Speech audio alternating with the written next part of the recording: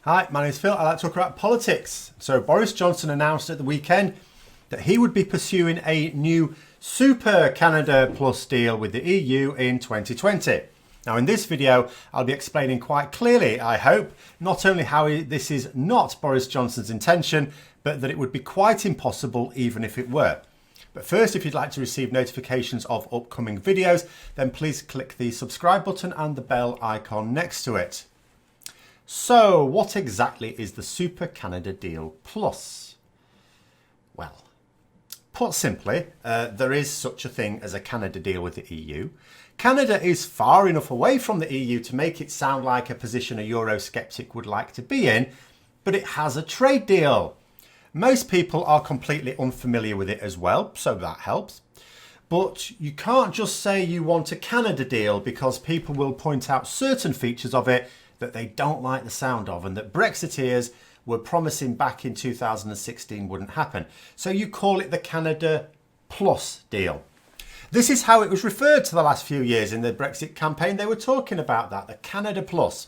But if it was such a great deal, how come in the intervening years nobody has bothered to pursue it? Sure, the details of a final trade deal with the EU would have to be agreed after we'd left the EU itself. But the withdrawal agreement surely could have been negotiated around the general idea of it, could have been scaffolded around this idea of a Canada Plus deal. But it wasn't. And what did the plus on Canada mean anyway? It was placed there just to say that it wasn't at all like the Canada deal. Like I say, the details of the Canada deal are not at all what Brexiteers want, or at least say they want.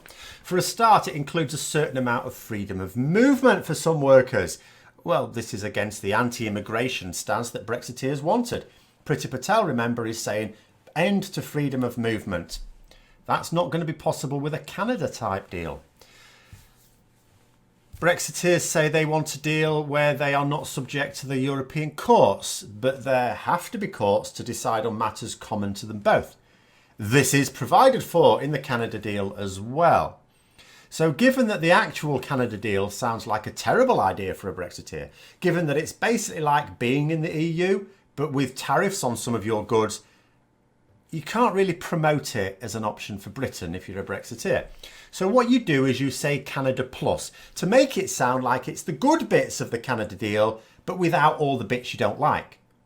So really, probably should have been called the Canada Minus deal, shouldn't it? If you think about it. But Canada Plus is old hat. Like I say, people would wonder why we haven't taken it seriously in 3 years if it's such a great deal. So what you do is you instead call the new deal the Super Canada Plus deal. It's just adding another word to make it sound different again. And better. Super this time. The bottom line is that Boris Johnson and the hardline Brexiteers in both the Conservative Party and the Brexit Party want an exit without an agreement at all. I'm sure they all understand that there will have to come a point in the future when a government needs to negotiate one. But they also know that those things take years, and as long as they keep putting enough pressure on the government not to back down on anything, it would take even more years. And this is years that they can use to make out like bandits, even when the deal eventually, finally, maybe in 20 years' time, comes around. But they don't want to look like no Brexit was their plan all along. After all, our economy is going to shrink. Many terrible things may happen with a hard Brexit. The government have even produced a report explaining these. So they have to persuade people that a no-deal Brexit will be someone else's fault, otherwise they'll lose their power. Preferably foreigners, that works. But the other half of their population may be blamed as well if necessary, of course in the interests of healing society. So if you make up a ridiculous name that sounds like something you'd call a toy for 6-year-olds, I mean, after all, if the bare bones of this idea were real, then a paper would have been published with the proposals. And again, this idea that you can't actually negotiate it until we've left the EU holds no water, because you still need a starting position. There's nothing to stop you publishing a paper. Donald Trump has published a paper. We're not in a position to even begin discussing the UK-US trade deal because we haven't left the EU.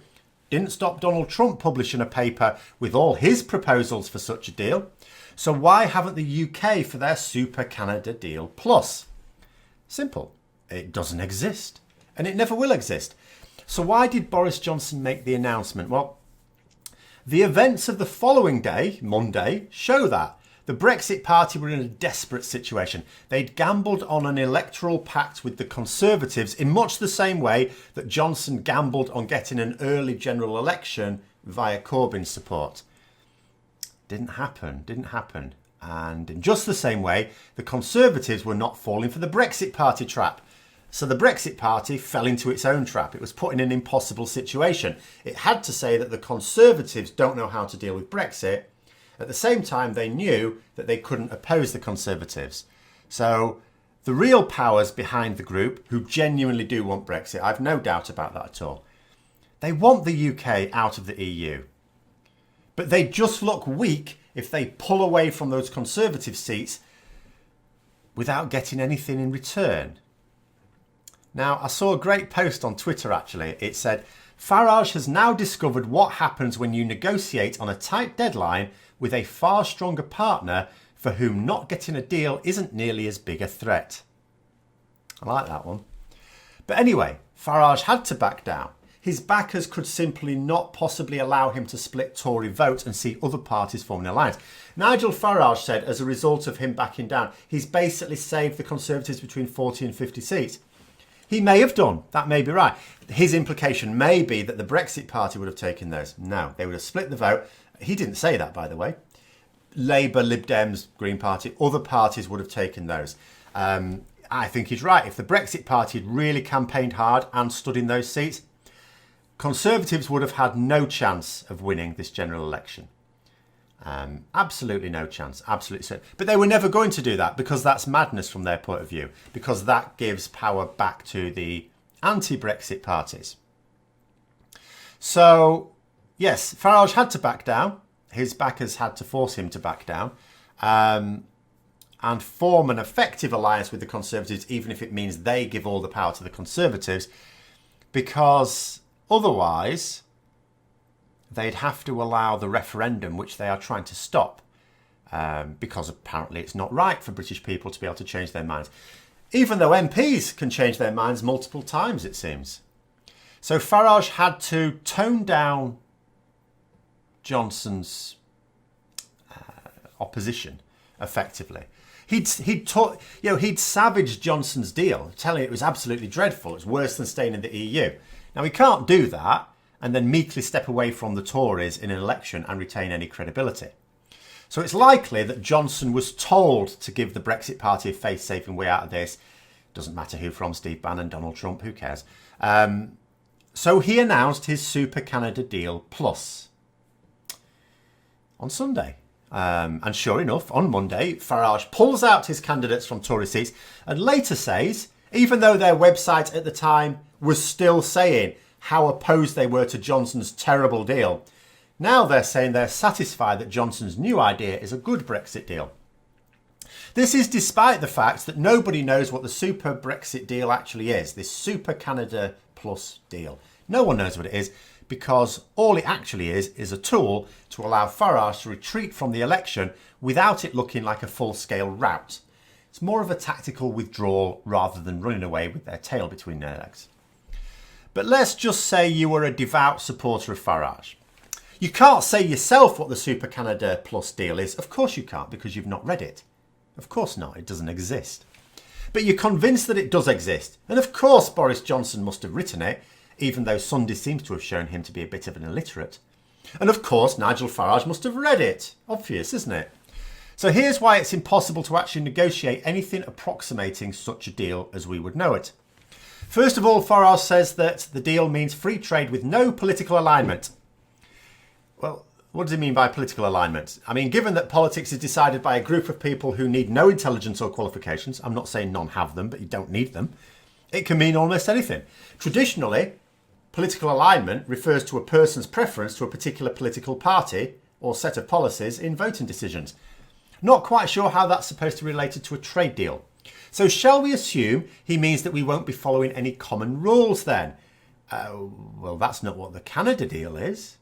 An essential part of not only that, but every free trade agreement in the world is that there are some common rules. Otherwise, how can you have free trade? And those common rules are overseen by some commonly agreed systems of courts to which you're both beholden. The next thing that makes it impossible is that these agreements take years to negotiate. Johnson has said that we leave the transition period at the end of 2020, come what may. Well, come what may will be no trade agreement. Then we need to consider the steps taken in trade negotiations. Now, let's face facts, let's be honest. Unless Sir Ivan Rogers happens to be watching this video, which I highly doubt, the chances are that the thousands of people being kind enough to have listened to me this far, not a single one of you actually understands the ins and outs of trade deals. I certainly don't.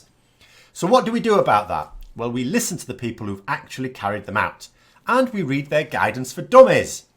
Here's the Dummies Guide to the Trade Negotiations from the EU, linked in the description below if you wish to read it. It's dead simple.